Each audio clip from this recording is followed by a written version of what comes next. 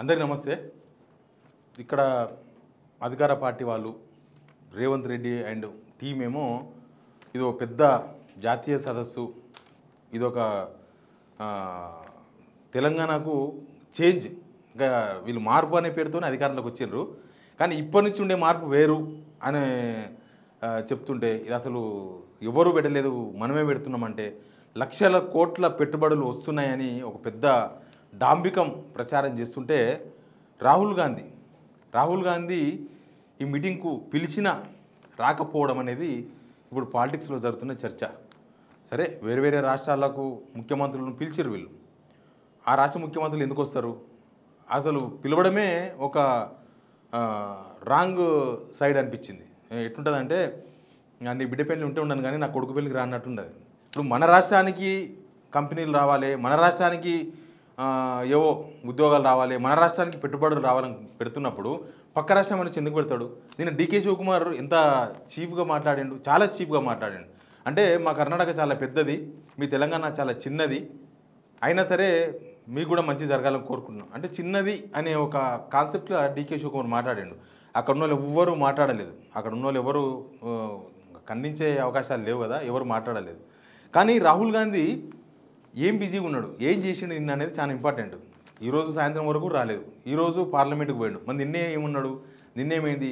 రాహుల్ గాంధీ ఇది ఒక్కసారి కాదు, చాలాసార్లు చాలా ప్రోగ్రామ్స్కు, రేవంత్ నిర్వహించే ప్రోగ్రామ్స్కి ఏ ప్రోగ్రామ్కు రాలేదు. చాలా విషయాలు నేను మాట్లాడదాం. అసలు ఇక్కడ ప్రతిపక్ష నేతలను పిలిచినా బాగుండేది. అక్కడుండే దేశంలో ప్రధాన ప్రతిపక్ష నేతలు పిలిచారు, కానీ ఇక్కడున్న ప్రతిపక్ష పార్టీకి ప్రతిపక్ష నేతకు ఆహ్వానం లేదు. మరి ఎందుకు లేదు? ఇట్లాంటి అన్ని విషయాల మీద మాట్లాడదాం. అంతకన్నా ముందు సబ్స్క్రైబ్ చేయండి. సబ్స్క్రైబ్ చేయడం ఎంత ఇంపార్టెంట్ అంటే, ఇప్పుడున్న పరిస్థితుల్లో ఈ రిపోర్ట్స్ మీద రిపోర్ట్స్ ఆస్ట్రేలియా నుంచి, ఉగాండా నుంచి కొడుతుంటే ఎవరితో కొట్లాడాలి? మనం కొట్లాడలేం. లోకల్లో అయితే కొద్దిసేపు పోయి కొట్లాడచ్చు, మెయిల్స్ వస్తాయి మాకు. ఆ మెయిల్స్ ఇక్కడ కావు. ఆస్ట్రేలియా, యుగాండా ఆడ ఎవరున్నారో, అక్కడ ఉన్న బ్యాచ్లు ఎవరో వాళ్ళు ఎందుకు రిపోర్ట్ కొడుతుంటో కూడా కనీసం కొట్లాడే పరిస్థితి నాకు లేదు. కాబట్టే మిమ్మల్ని సబ్స్క్రైబ్ చేయమని అడుగుతున్నాం. మీరు సబ్స్క్రైబ్ చేసుకుంటే వాళ్ళు ఎన్ని రిపోర్ట్స్ కొట్టినా నిలబడతాం, మాట్లాడతాం, అంతే. కాబట్టి సబ్స్క్రైబ్ చేయండి, షేర్ కూడా చేయండి. ఇక ఈడ ఎంత పెద్ద వ్యవహారం నడిపిస్తున్నారు వీళ్ళు. అక్కడ పోయి అది ఫోర్త్ సిటీ కాదు, డేరా సిటీ లాగా మారిపోయింది. డేరా సిటీ అంటే డేరాలు మొత్తం. మనం ఊరు బయట డేరాలు చూస్తుంటాం అప్పుడప్పుడు. ఇప్పుడు ఇక్కడ హైదరాబాద్ ఊరు బయట చూస్తున్నాం డేరా సిటీ. ఆ డేరా సిటీలో ఒక హైప్ క్రియేట్ చేసింది గవర్నమెంట్. ఆ హైప్కు తగ్గట్టేమో రాలేదు, ఇండస్ట్రియలిస్టులు రాలేదు, పెద్ద పెద్ద ఇండస్ట్రియలిస్టులు రాలేదు. ఇక్కడ మన చుట్టుపక్కల ఉండేవాళ్ళు ఫిల్మ్నార్లో, అపోలో హాస్పిటల్లో, లేకపోతే నాగార్జున అన్నపూర్ణ స్టూడియోసో, లేకపోతే జిఎంఆర్ వాళ్ళు, లేకపోతే మెగా కంపెనీ వాళ్ళు, లేకపోతే అడ్రస్ లేని కొన్ని కంపెనీలో కొన్ని ఇవన్నీ ఉన్నాయి.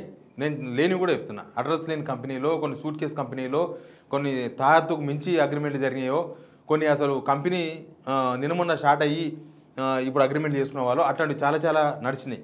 సరే, అది ఏమైనా జరగవచ్చు. ఒక రాష్ట్ర ప్రభుత్వం ఇంత హైపు క్రియేట్ చేసినప్పుడు రాహుల్ గాంధీ ప్రత్యేకంగా ఆహ్వానించారు కదా.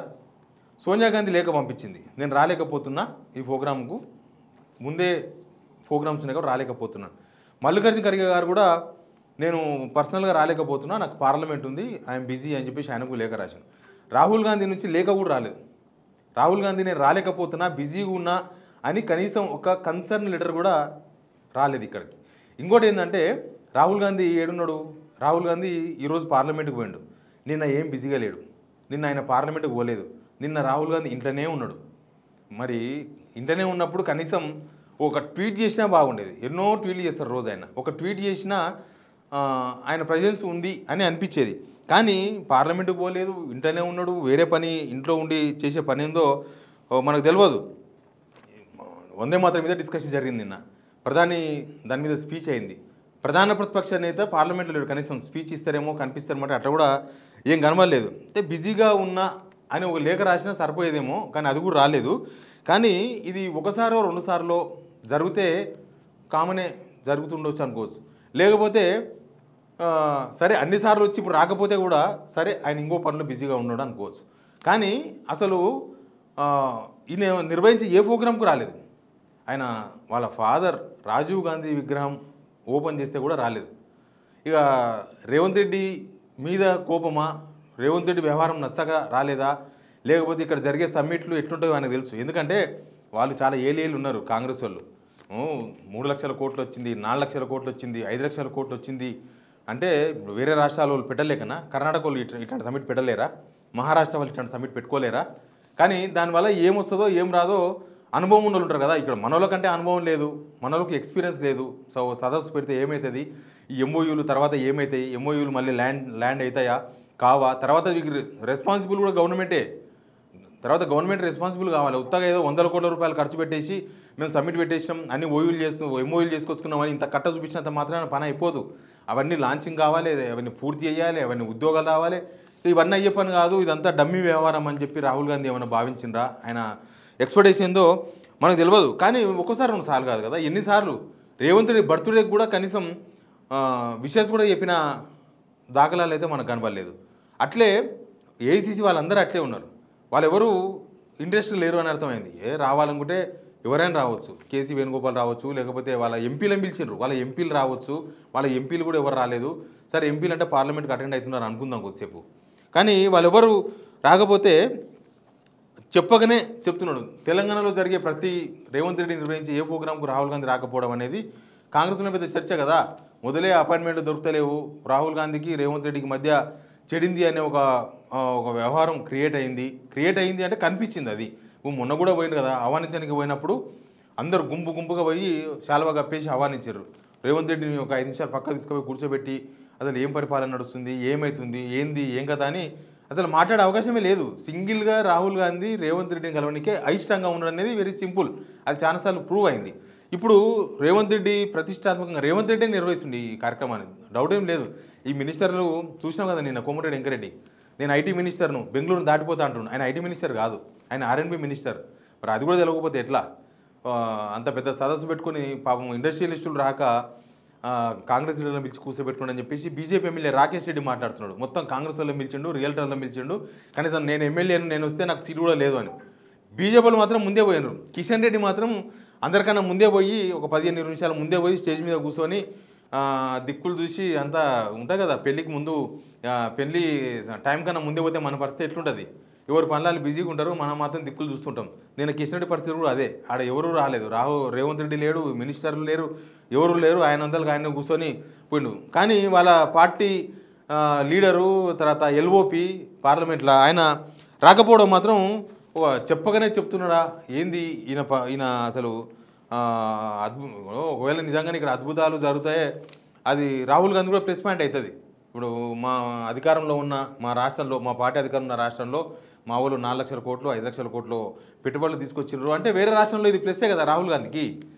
చూసినావా వీళ్ళుంటే బాగానే తీసుకొచ్చేటట్టున్నారు, మహారాష్ట్రంలో కూడా ఇట్లాంటి జరుగుతాయని చెప్పుకునే అవకాశం ఉన్నా ఆ అవకాశాన్ని కూడా వదిలేసుకొని అయినా సరే రాలేదు అంటే వ్యవహారం ఎంత దాకా పోయిందో చూడొచ్చు మనం. పొలిటికల్కి ఉపయోగపడుతుంది అన్నా కూడా నమ్మకం లేక రాలేదా, ఊతం వాళ్ళకి అవకాశం ఉన్న అవకాశాన్ని కూడా వినియోగించుకోలేని ఇగో ఏముంది అనేది ఒక ఇంపార్టెంట్ పాయింట్. ఇట్లాంటివన్నీ కూడా కొంచెం మోసపూరితంగా ఉంటాయి. ఈ పెట్టుబడులు అవి ఇవి ఈ వ్యవహారాలంతా కూడా కొంచెం ఇప్పుడు మంచిగా అనిపిస్తుంది. ఇన్ని లక్షలు అయినాయి, 2 లక్షల పేపర్లు నేను రాస్తుంటే.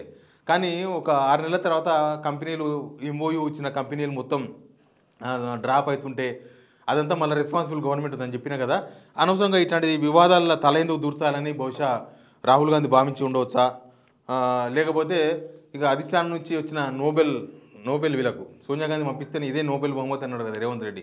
ఇక నోబెల్ బహుమతితో సరిపెట్టుకుంటారులే, ఇదే నోబెల్ అని వాళ్ళు ఏమన్నా భావించిండ్రా ఏందో తెలియదు ఎందుకు రాలేదని. కనీసం అంత పెద్ద సమ్మిట్ పెట్టినప్పుడు సరే రాహుల్ గాంధీ వ్యవహారం అదంతా ఓకే, కనీసం ఇక్కడ కూడా రేవంత్ రెడ్డి కూడా చాలా చిన్న ఇరుకైన మనసు అని మళ్ళీ ఒకసారి ప్రూవ్ చేసుకున్నాడు. చాలా ఇరుకైన మనసు. ఎందుకంటే అక్కడ ప్రధాన ప్రతిపక్ష నేత LOP రాహుల్ గాంధీని పిలిచిర్రు. రాష్ట్రంలో ప్రధాన ప్రతిపక్ష పార్టీ ఉంది, ప్రధాన ప్రతిపక్ష నేత ఉన్నాడు, ఆహ్వానించాల్సి ఉండే. తెలంగాణ ఆర్కిటెక్ట్ కేసీఆర్, ఆయన వస్తే వేరే ఉంటుంది కథ. వస్తే వీళ్ళు ఎవ్వరు కనబడరు. కేసీఆర్ కనుక ఈయన పిలిచి ఉండుంటే ఆయన కనుక వస్తే అసలు అది ఇంకో లెవెల్లో ఉండేది. తెలంగాణ నిజంగానే ఇంకొక లెవెల్లో పోతుందన్న నమ్మకం కూడా జనాలకు కలిగేది. కానీ ఆయన వస్తే రేవంత్ రెడ్డి ఎంబడి ఎవరు ఉండరు, వాళ్ళ మినిస్టర్లు కూడా కేసీఆర్కి ఎదుగుతారు. అదొక ప్రాబ్లం కాబట్టి పిలవలేదేమో. కనీసం పార్టీని ఆహ్వానించిన ఇప్పుడు సిద్ధరామయ్య రాకపోయినా DK శివకుమార్ వచ్చినట్లు కేసీఆర్ రాకపోయినా KTR అన్న ప్రోగ్రామ్కి అటెండ్ అయ్యే అవకాశం ఉండేదేమో. కానీ పిలవలేదు. కానీ మరి కేటీఆర్ అటెండ్ అయ్యి కేటీఆర్ స్పీచ్లు వింటే మన బట్టర్ ఇంగ్లీషు పత్రాలు కూడా సరిపోవు. రేవంత్ రెడ్డి తేలిపోతాడు కేటీఆర్ ముందు కూడా. కాబట్టి బహుశా అందుకని పిలవలేదా, రాష్ట్రంలో ప్రతిపక్ష నేతను పిలిచేది ఉండే అనేది ఉంటుంది కదా. ఉత్తగా ఎంబీఏ పోరగాళ్ళను కాంగ్రెస్ లీడర్లను కూర్చోబెట్టుకొని చేసే సదస్సును కనీసం ఇట్లైనా కొంచెం నింపితే బాగుండేది. ఇట్లాంటి లీడర్లందరినీ పిలిచి మాట్లాడించి చేస్తే బాగుండేది. కానీ రేవంత్ రెడ్డి డల్ అయిపోతాడు, రేవంత్ రెడ్డి కనిపించకుండా పోతాడు వాళ్ళందరినీ పిలిస్తే అని.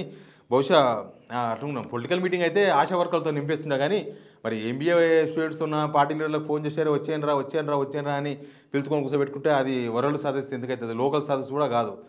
కానీ ఎనీవే ఒక వరల్డ్ లెవెల్లో ఒక జాతీయ సదస్సు నిర్వహించినప్పుడు, ఒక గ్లోబల్ మీట్ నిర్వహించినప్పుడు దానికి రేవంత్ రెడ్డి ఒక పెద్ద మనసు చేసుకోవాల్సిన అవసరం ఉండే. ప్లస్ రాహుల్ గాంధీ రాకపోవడం అయితే వీళ్ళ మధ్యలో ఉన్న డిస్టెన్స్ ఎంత దూరం, కిలోమీటరా, 2 కిలోమీటర్ల, 1000 కిలోమీటర్ల, 2000 కిలోమీటర్ల, 2 రైలు పట్టాలా అనేది కూడా అర్థం కాని సిచ్యువేషన్ అయితే కనిపించింది. చాలామంది కాంగ్రెస్ మినిస్టర్స్ కూడా రేవంత్ రెడ్డి నిర్వహిస్తున్నాడు కాబట్టి రాహుల్ గాంధీ చెయ్యి ఇచ్చిండా అన్న ఒక చర్చ అయితే ఉంది కాంగ్రెస్లో, వాళ్ళ మంత్రుల్లో, తర్వాత రాజకీయాల్లో జరుగుతున్న చర్చ అయితే అదే. ఇది ఎప్పటికప్పుడు బర్న్ అయితేనే ఉంది. ఇది ఒక దగ్గర ఎండ్ పాయింట్ కనిపిస్తలేదు. వీళ్ళిద్దరు కలిసి మాట్లాడుకొని వీళ్ళిద్దరి మధ్య వివాదాలు లేదు, అంత క్లియర్గా ఉంది అని చెప్పుకునే పరిస్థితి కోసం రేవంత్ రెడ్డి ఎదురు చూస్తున్నాడు. కానీ ఆ పరిస్థితి కూడా కనిపిస్తలేదు. ఇది ఫ్యూచర్లో ఎక్కడ టర్న్ తీసుకుంటుందో తెలియదు. చూద్దాం మనం కూడా. Please subscribe signal TV.